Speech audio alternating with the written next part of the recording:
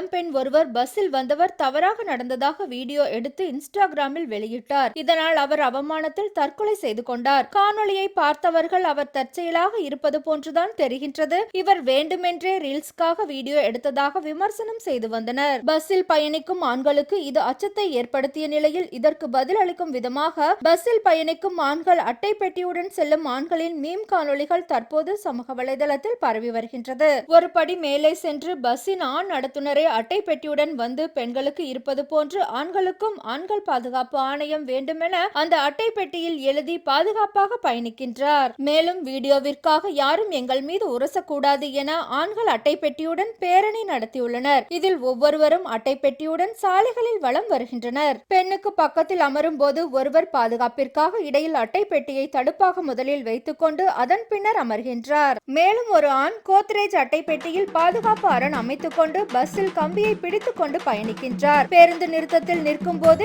யாரும் இந்த மாதிரி வீடியோ எடுத்துவிடக் கூடாது என கிரிக்கெட் கவசத்தை போட்டுக்கொண்டு வந்துள்ளார் ஒரு ஆண். ஆண்கள் பதிலடி கொடுக்கும் இந்த மீம் காணொளிகள் தற்போது அனைவரின் கவனத்தை ஈர்த்து வருகின்றது.